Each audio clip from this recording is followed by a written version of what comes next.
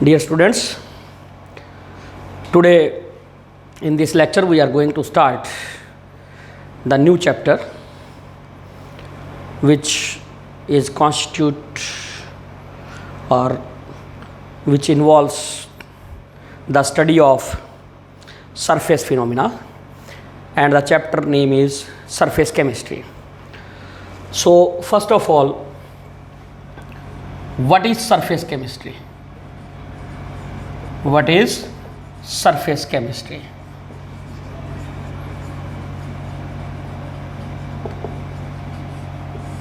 What is surface chemistry? So surface chemistry is that branch which deals with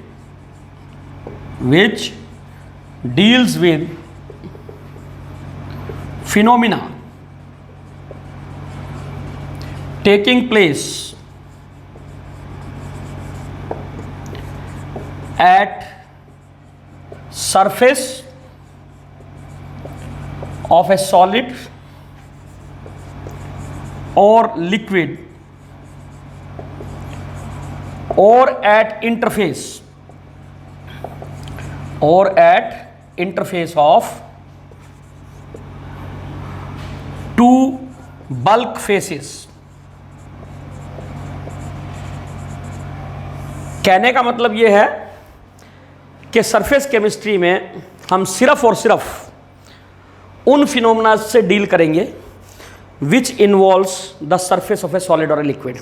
Here remember one thing, that gases do not have a interface. Why? Because gases are completely miscible with each other.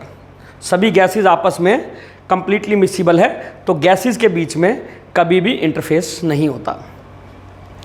So we will be dealing mainly with the phenomena taking place either at the surface of a solid or a liquid or at interface of two bulk phases. जो दो different bulk phases हैं जिनके साथ हम deal कर रहे हैं, उन bulk phases को हम या तो हाइफन से सेपरेट करते हैं, जैसे मान लीजिए कोई सॉलिड और liquid they are in contact with each other, then there interface will be separated by either hyphen or it will be separated by a slash. So if we write this, it means there is a solid liquid interface in both these cases. Either you put a hyphen between the two phases or you put a slash sign between the two phases. So surface phenomena के साथ जो deal करे वो आपका surface chemistry कहलाएगी.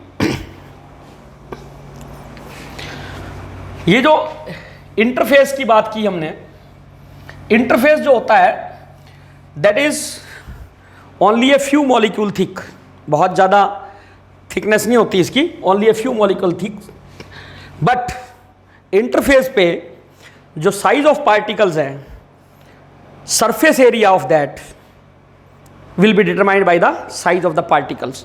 And remember that surface area has a very important role in phenomena involving the surfaces of a solid or liquid. जहाँ कहीं पे भी कोई फिनोमेना किसी सॉलिड के या लिक्विड के सरफेस पे हो रहा है या इंटरफेस पे हो रहा है, तो वहाँ पे जो सरफेस एरिया है that is of very very very importance. Without surface area consideration we cannot study the phenomena clearly. बहुत ज़्यादा अच्छी तरह से हम उनको क्लियरली डील नहीं कर सकते. इसके अलावा आपने ये ध्यान रखना है, if we wish to study the phenomena, surface phenomena in detail and with accuracy, then we must have a clean surface. हमारे पास clean surface होना चाहिए. Clean surface means it should be highly clean, ultra clean जिसको कह सकते हैं, and that can be achieved, this ultra clean surface or clean surface can be achieved under a pressure of 10 raised to power minus 8 to 10 raised to power minus 9 pascals. इस pressure पे हम ultra clean surface को attain कर सकते हैं. पर यह ध्यान रखना है कि जब हमने किसी सॉलिड के सरफेस को क्लीन कर लिया, अल्ट्रा क्लीन कर लिया, then that must be kept in vacuum. Otherwise what happens is that surface will again get contaminated due to the major constituent of the air as a result of a phenomena which we are going to discuss very shortly, that is the adsorption. So ultra clean surfaces are needed to study the surface phenomena, and that ultra clean surface can be attained by this pressure, under this pressure condition. Now apart from this,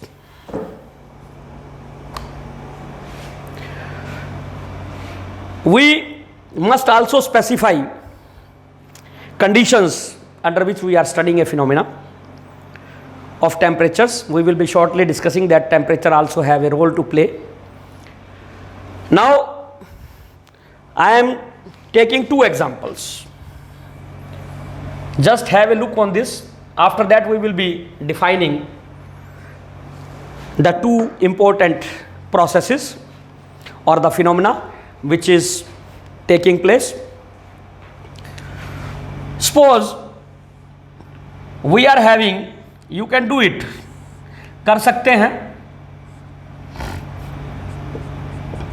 आपके पास ये एक suppose कर लीजिए ink है, blue ink है, you dip a piece of chalk, आप इसमें dip a piece of chalk, that is ordinary blackboard chalk, in it for a short duration of time and then take it out, और उसके बाद इसको बाहर ले आइए. आप क्या देखेंगे कि चॉक के आउटर सरफेस पे जिस भी कलर की ये इंक थी, चॉक उस कलर का आपको दिखाई देगा. If it was a blue ink, then your chalk will appear blue when you look it at or from the above, or you can say from the surface. Now you just break up this chalk. अब इसको आप तोड़ दीजिए and then look. तो आप क्या देखेंगे कि इस चाक के पीस पे आपका जो ब्लू कलर है वो कुछ हद तक सिर्फ सरफेस पे ही सीमित है. यहाँ पे आपका वाइट पोर्शन ही मिलेगा. चाक वाइट था तो ये वाइट ही रहेगा. सिर्फ इस पोर्शन पे, आउटर पोर्शन पे आप देखेंगे कि आपको ब्लू इंक मिल रही है. मीनिंग देयर बाई इज कि जब आपने इस चाक को डिप किया ब्लू इंक में, तो आपकी इंक इसके बल्क में पेंट्रेट नहीं की. That ink just remained over the surface of the chalk. वो सिर्फ चाक के सरफेस पे ही रही. It has not penetrated inside the bulk of this chalk. This is one of the phenomena. And the name of this phenomena is adsorption. We will be defining it in shortly. It is called adsorption. Now you can have another thing. You have water in a container. Just put a piece of sponge, जो आपका form होता है, ordinary form, सोफे वगैरह की गद्दियों में जो डालते हैं हम, उसको आप पानी में डालिए, बाहर निकालिए. आपको वो गीला लगेगा ऊपर से. यू जस्ट स्क्वीज इट, थोड़ा सा उसको दबाइए आप, उसमें से बहुत सारा पानी निकलता है. इसका मतलब क्या हुआ, उसमें water has penetrated inside the bulk as well as it was present on the surface. तो जब आपका कोई सब्सटेंस किसी सॉलिड में, इट पेंट्रेट इन बल्क और it is uniformly distributed throughout the solid bulk, then that phenomena is called absorption. तो हमारे पास दो फिनोमिना हैं, एडजॉर्प्शन एंड एब्जॉर्प्शन. एडजॉर्प्शन में क्या होता है? Now let us come to the definition of adsorption.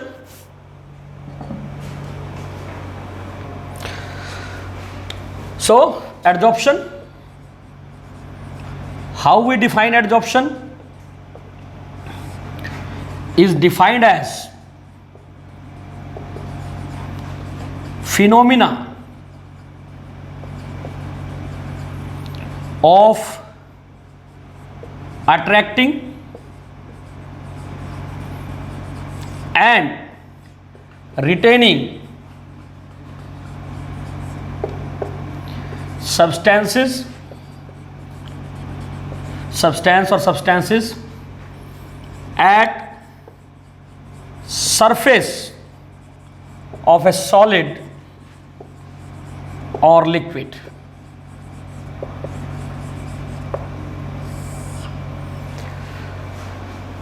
आपने इसको एक और चीज़ आप कर सकते हैं, घर पे करके देख सकते हैं एडजॉर्प्शन को, अगर आप स्टडी करना चाहते हैं। बाज़ार में easily you will get cane sugar juice, बड़ी आसानी से मिल जाएगा बाज़ार में किसी भी गन्ने जूस वाले के। और बाज़ार में आपको कोल भी मिल जाता है, कच्चा कोयला, चारकोल बोलते हैं उसको वैसे। आपको ये दोनों चीज़ें बड़ी आसानी से मिल जाएंगी। आप क्या कीजिए, मामूली सा केन शुगर जूस किसी कंटेनर में लेके, और ये चारकोल के आपको बाज़ार में लम्स मिलेंगे, इसको आप पाउडर कर लीजिए थोड़ा सा, and add this charcoal powder to that cane sugar juice and leave it for some time, कुछ टाइम के लिए इसको छोड़ दीजिए। But just note down the colour of the cane sugar juice. Cane sugar juice के colour को एक बार आप नोट डाउन कर लीजिए कि उसका कलर आपको कितना दिखाई दे रहा है, कितना इंटेंस दिखाई दे रहा है। After leaving it for few hours, just look at the color of the cane sugar juice. You will find either the sugar solution, that is cane sugar solution, has become clear. Animal charcoal में तो 101% आपको सारा का सारा colour absorb हो जाता है अगर एनिमल चारकोल मिल जाए। एनिमल चारकोल का मतलब होता है कि एनिमल बोन्स, जो जली हुई बोन्स होती हैं, उनको पीस के जो चारकोल बनाते हैं हम, तो ये आपको देखेंगे कि आप इसमें से कलर्ड इम्प्योरिटीज़ जो हैं वो they have disappeared from the solution, where they have gone they are being absorbed at the surface of charcoal. अब इसमें मैंने दो चीज़ें कही, चारकोल के सरफेस के ऊपर आपकी कलर्ड इम्प्योरिटीज एब्जॉर्ब हुई, the substance eight the surface of which substance is absorbed, इसको हम बोलते हैं adsorbent. What it is called? It is called adsorbent. तो एड्जॉर्बेंट क्या है? एड्जॉर्बेंट को अगर हम डिफाइन करें, the substance eight the surface of which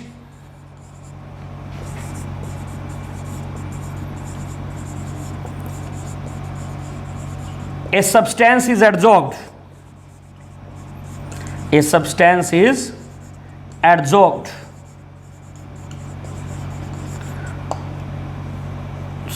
adsorbed, वो हमारा एड्जॉर्बेंट कहलाएगा, जिसके सरफेस के ऊपर एड्जॉर्प्शन हुई। तो चारकोल जो है, in this case that will be your adsorbent. इसी तरीके से जो मैंने पहले एग्जांपल लिया था कि भाई एक सिंपल चाक, उसको डालें अगर आप इंक के अंदर, तो इंक उसके सरफेस के ऊपर एड्जॉर्ब हो जाती है, तो उस केस के अंदर चाक जो है that is your adsorbent. And the coloured impurities, जो यहाँ पे कलर्ड इंप्योरिटीज थी, वो क्या हुई? दे वर एड्जॉर्ब्ड, उनकी एड्जॉर्प्शन हुई। सो ये जो कलर्ड इंप्योरिटीज थी, they will be called adsorbate. इनको हम क्या कहेंगे? Adsorbate. So what is an adsorbate? Adsorbate is a substance which is being adsorbed,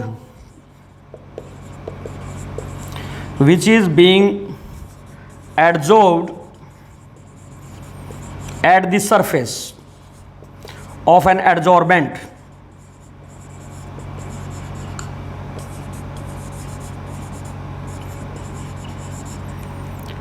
तो जो चीज़ एड्जॉर्ब होती है वो एड्जॉर्बेट कहलाएगी, और जिसके सरफेस पे एड्जॉर्प्शन होती है वो आपका एड्जॉर्बेंट कहलाएगा। तो आपका एड्जॉर्प्शन क्या हो गया?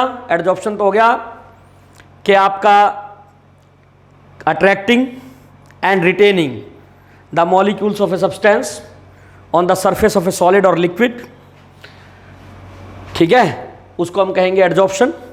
सिर्फ बल्क में। जब भी एडजॉर्प्शन होगा, ये ध्यान रखना है, कंसंट्रेशन ऑफ एडजॉर्बेट, ये जो पार्टिकल एडजॉर्ब हो रहे हैं, concentration of adsorbate will increase only eight the surface. वो सरफेस पे सिर्फ कंसंट्रेशन बढ़ेगी, बल्क के अंदर नहीं बढ़ेगी। दूसरा फिनोमेना क्या है कि when something penetrate inside the bulk, when something penetrate inside the bulk as well as at the surface, तो उसको हम कहते हैं एडजॉर्प्शन। अब इसके बाद जो हम डिस्कस करेंगे वो है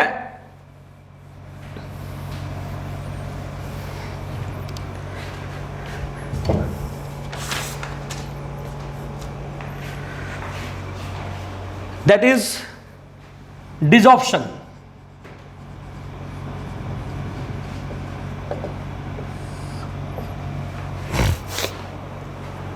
Desorption is just the reverse of adsorption. Reverse of adsorption. That will be called desorption.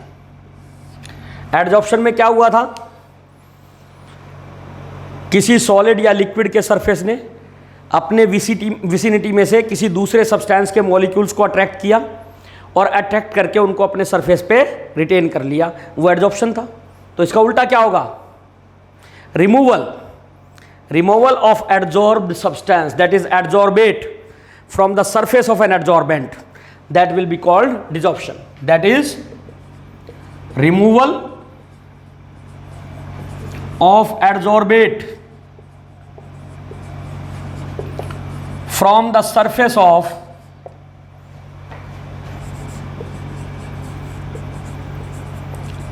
adsorbent, from the surface of adsorbent, that is called desorption.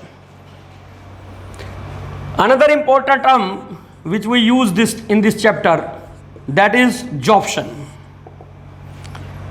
Sometime what happens is both adsorption and absorption they take place simultaneously, एक साथ होती है। We are completely unable to detect whether actually only the adsorption is taking place or absorption is taking place. ऐसे case में जब दोनों phenomena simultaneously हो, ऐसे फिनोमिना को हम कहते हैं जॉर्प्शन। बोथ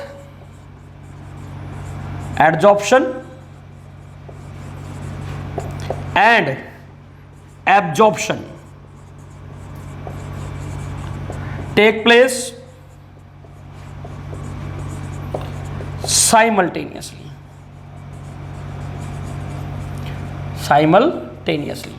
दोनों जब एक साथ हों तो ऐसे फिनोमेना को हम क्या बोलते हैं? जॉर्प्शन बोलते हैं।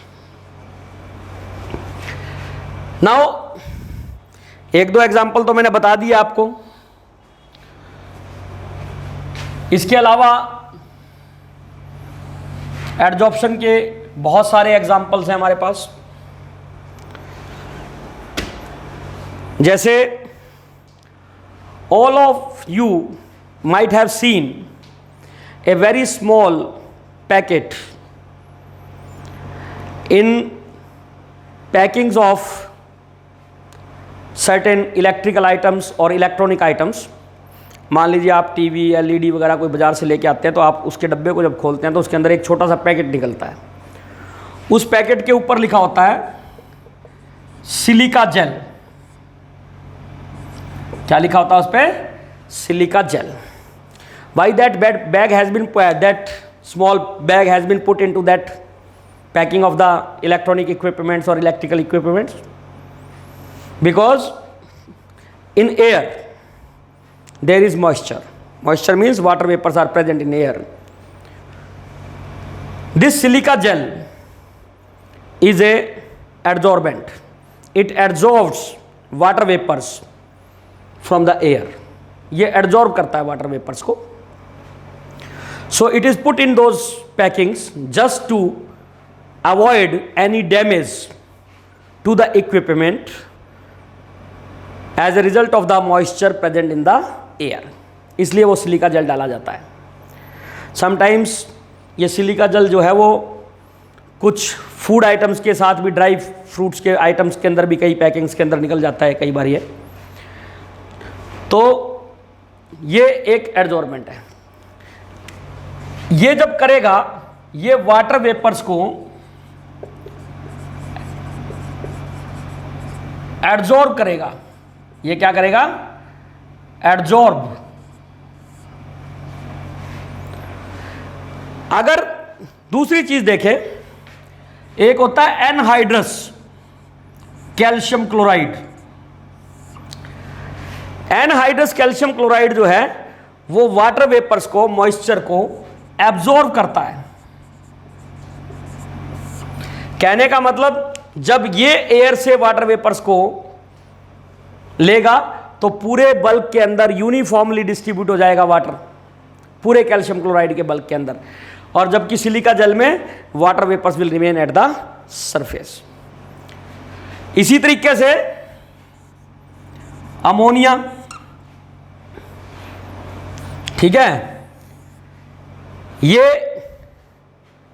वाटर में एब्जॉर्ब होती है और किसी मेटल सरफेस पे एडजॉर्ब होती है. उस केस में ये सिर्फ मेटल सरफेस के ऊपर ही रहती है. Now let us come to another important thing, that is cause of adsorption. Cause of adsorption, that is why adsorption take place. adsorption क्या होता है? तो पहले मैं आपको एक लिक्विड से समझाने की कोशिश करता हूँ. बिल्कुल वैसा ही सॉलिड में होता है, कोई डिफरेंट फिनोमेना नहीं है. सॉलिड और लिक्विड में एक जैसा सा ही मैकेनिज्म है. इसको आप कॉज ऑफ एडजॉर्प्शन कह सकते हैं, मैकेनिज्म ऑफ एडजॉर्प्शन कह सकते हैं. Here I am having a liquid. मेरे पास यहाँ पे लिक्विड है, मान लीजिए पानी है, सपोज करो. I am having water in this container. Now in this water there are two type of molecules of water. One which are present in the bulk. एक वाटर मॉलिक्यूल ये है जो बल्क में पड़ा हुआ है. दूसरा वाटर मॉलिक्यूल ये है जो यहां पे सरफेस पे पड़ा हुआ है. Now these two water molecules they are not in the same environment. ये दोनों वाटर मॉलिक्यूल एक जैसे नहीं हैं. क्यों नहीं है? इनका दोनों का एनवायरनमेंट डिफरेंट क्यों है? This water molecule is surrounded by other water molecules from all the directions. चारों तरफ से इस वाटर मॉलिक्यूल को दूसरे वाटर मॉलिक्यूल्स ने घेर रखा है. जबकि इस वाटर मॉलिक्यूल को वाटर के मॉलिक्यूल्स ने सिर्फ नीचे की तरफ से घेर रखा है. इस साइड में ऊपर की तरफ इसके कोई भी वाटर मॉलिक्यूल नहीं है. हैं भी तो वो बहुत कम मात्रा में है. If some evaporation has taken place, the environment is not as like of that this. थोड़े बहुत वाटर मॉलिक्यूल्स हो सकते हैं इसके ऊपर, बिकॉज लिक्विड्स इवेपोरेट, तो कुछ वेपर्स बन सकते हैं वाटर के, but they will not be in the same concentration as this. So this water molecule is attracted in all directions by other water molecule. कहने का मतलब यह है इस पे जो फोर्सेस लग रहे हैं they are being applied from all the directions with the same magnitude. Same magnitude means because it is the attraction between the two water molecules, so the magnitude will be the same. So net resultant force, इस पे resultant force क्या हुआ? इस पे resultant force हुआ 0, net force 0. resultant और net force कोई force नहीं लग रहा इसके ऊपर, नेट फोर्स कोई नहीं लग रहा. इस वाटर मॉलिक्यूल को हमारे दूसरे वाटर मॉलिक्यूल खींच रहे हैं या तो साइड से या नीचे से। अगर ऊपर कुछ वाटर वेपर्स हैं भी तो उनका अगर फोर्स लग भी रहा है तो that will not be of the same magnitude as of these forces. इन फोर्सेस का मैग्नीट्यूड ज्यादा होगा बजाय ऊपर वाले फोर्सेस के। तो ये जो फोर्स है इस मॉलिक्यूल पे, there is a net downward pull और नेट डाउनवर्ड फोर्स। तो इस पे एक नेट डाउनवर्ड फोर्स लग रहा है। So this molecule is under strain, ये मॉलिक्यूल स्ट्रेन में है और इस वजह से जो आपके सरफेस के मॉलिक्यूल्स हैं वो सबके सब मॉलिक्यूल स्ट्रेन में होते हैं। तो किसी भी लिक्विड का surface it behave like a stretched membrane. You might have been taught about the surface tension in 11th। Surface tension is again because of this. इस दुनिया में कोई भी चीज कभी भी स्ट्रेन में या टेंशन में नहीं रहना चाहती। तो ये मॉलिक्यूल जो सरफेस पे हैं ये क्या चाहते हैं कि इनके ऊपर लगने वाला नेट रेजिडुअल फोर्स वो किसी तरीके से कम हो जाए। और उस फोर्स को कम करने के लिए ये क्या करते हैं, they attract other molecules present in the vicinity. आसपास जो मॉलिक्यूल पड़े हुए हैं उनके मॉलिक्यूल्स को अट्रैक्ट करके अपने साथ सरफेस पे बाइंड करके रख लेते हैं। So this is how the adsorption will take place और why adsorption take place in liquids. इसी तरीके से अगर हम सॉलिड्स की बात करें तो सॉलिड के सरफेस पे पार्टिकल्स होते हैं, जैसे ये प्लेटिनम है, it is a very good adsorbent. तो जो सरफेस वाले पार्टिकल्स हैं उनके ऊपर रेजिडुअल वैलेंसीज हो सकती हैं।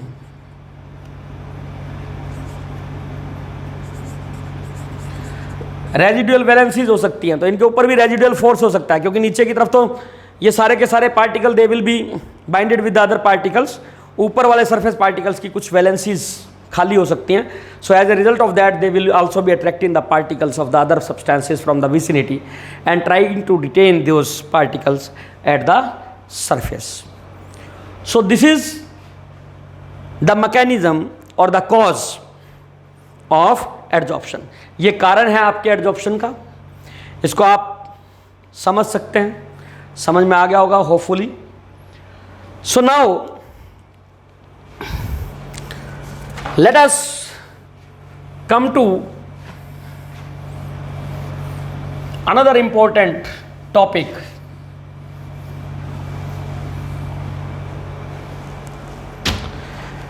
that is thermodynamics. Thermodynamics of adsorption.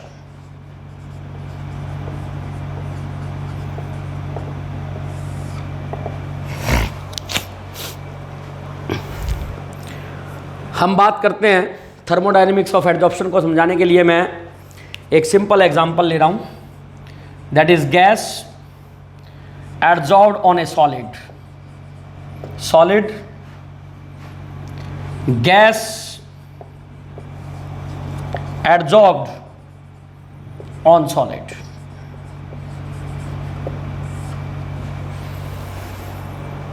Now what happens during the adsorption? These gas particles or gas molecules are attracted by these solid particles and they are being adsorbed at the surface. So when the adsorption take place, in this case net there is a additional force being developed between the solid adsorbent and the gas. Solid adsorbent और gas molecules के बीच में एक force of attraction develop होगा और जब भी forces of attraction बढ़ते हैं हम कहते हैं energy is release. Forces of attraction increases between adsorbate and the adsorbent, ये बढ़ेंगे। फोर्सेस बढ़ने से एनर्जी निकलेगी। So for this phenomena your enthalpy change और enthalpy of adsorption it will be negative. Enthalpy of adsorption क्या होगा आपका, negative होगा, energy will be given out. What about the entropy? Entropy का क्या होगा? गैस मॉलिक्यूल्स क्या थे? They were more random, they were freely moving. When these gas molecules had been absorbed on the solid, they are attracted and retained, they are not free to move now। उनकी movement क्या हो गई? खत्म हो गई, almost negligible, movement remains negligible. तो क्या हुआ आपका? Randomness of the gas particles has increased. It means your delta S that is also negative. तो अगर किसी गैस का एडजॉर्प्शन होता है किसी सॉलिड सरफेस पे, तो in most of the cases delta H will be negative. There are cases where delta H is positive also, ठीक है। डेल्टा एस भी पॉजिटिव हो सकती है कुछ केसेस के अंदर। I will be taking those examples a bit later. I am just talking about the gas molecule which is adsorbed as such. तो ये दो फिनोमेना हुए। Now if this adsorption has to be spontaneous, 11th में पढ़ा था delta G बराबर होता है delta H minus T delta S. So if this adsorption has to be spontaneous, so your delta H should be greater then T delta S. क्यों? Delta H negative है, ये negative है, ये negative negative positive हो जाएगी। Delta G should be negative for a spontaneous process. तो delta H जब तक टी डेल्टा एस से ज़्यादा रहेगा, हमारा प्रोसेस क्या रहेगा? स्पॉन्टेनियस।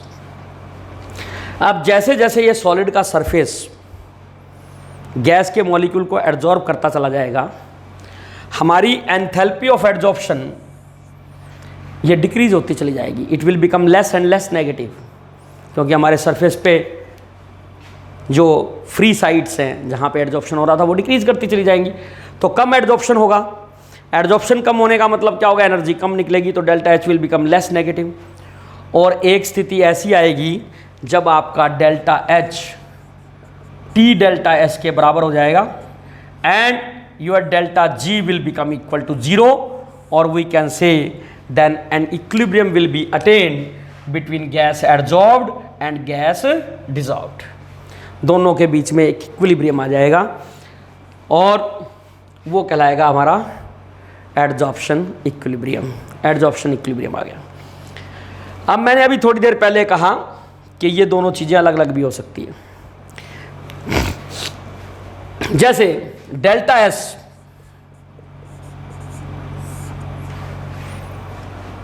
पॉजिटिव है, किसके लिए पॉजिटिव है?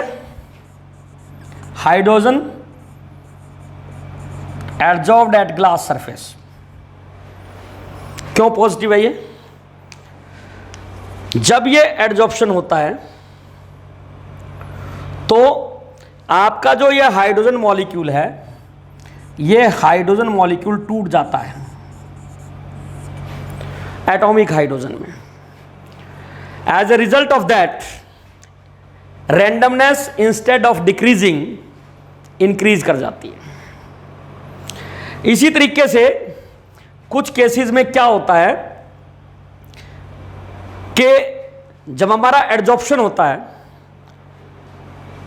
हैवीली हाइड्रेटेड साल्ट का, किनका? हैवीली हाइड्रेटेड सॉल्ट, मतलब जिनमें वाटर मॉलिक्यूल्स बहुत ज़्यादा हों साल्ट्स के अंदर, हैवीली हाइड्रेटेड सॉल्ट्स में। तो जब वो एड्जॉर्ब्ड होते हैं with removal of water of molecules of hydration, that is dehydrate हो जाए, वो एड्जॉर्प्शन हो उनकी, एड्जॉर्प्शन होने के साथ साथ जो है वाटर मॉलिक्यूल रिमूव हो जाए या उनकी डिहाइड्रेशन हो जाए, in that case also your delta S will be positive. इसी तरीके से जब ये केमिज ऑप्शन होता है तो जो हीट निकलती है, एंथैल्पी निकलती है, वो अगर इन जैसे हाइड्रोजन को तोड़ने के लिए जो एनर्जी चाहिए एच एटम के अंदर, if that is more then instead of heat being evolved, heat will be absorbed. Delta H will also become positive. So these are exceptions. A few cases are there, but we are not to confuse that these are always negative. Both are always negative. There are cases where these can be positive. So today we are running short of time, so I am not starting the next topic. You just go through it, and next we will be taking difference between adsorption and absorption and other topics in the next lecture. So thank you very much. Hello everyone, if you found the content helpful, so kindly share this video with your friends. Also don't forget to like, share and subscribe. Thank you. Happy learning.